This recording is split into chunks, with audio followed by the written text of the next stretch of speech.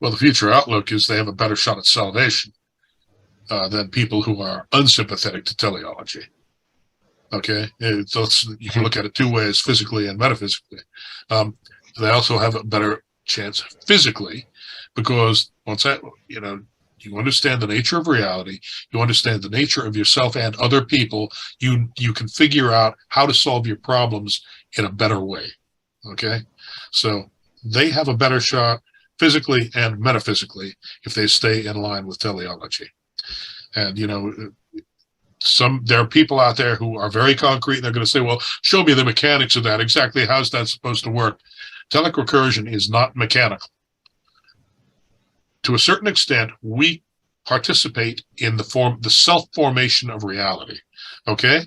If a lot of people believe in a given way, and if they have needs and they all get together in a cooperative frame of mind, their sheer thought processes are going to tend to change reality around them. Okay? And this is subtle. This works in subtle ways, but it works. Okay? You got to accompany that, of course, with the willingness to resist that I just mentioned. And as far as what can be done to improve is concerned, you got to do your homework. You got to think about this. You've got to actually do a little prepping. You got to talk to your neighbors. You've got to, you actually got to, understanding of the CTMU definitely helps. Informs you of reality, informs you of what you are, your relationship to reality, and how you can better your situation.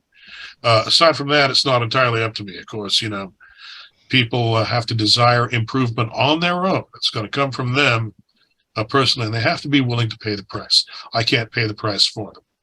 Okay, they're going to have to grow a set of balls. Not to put, I'm sorry if that offends anybody, but the fact of the matter, because not every man has balls, right, in this day and age.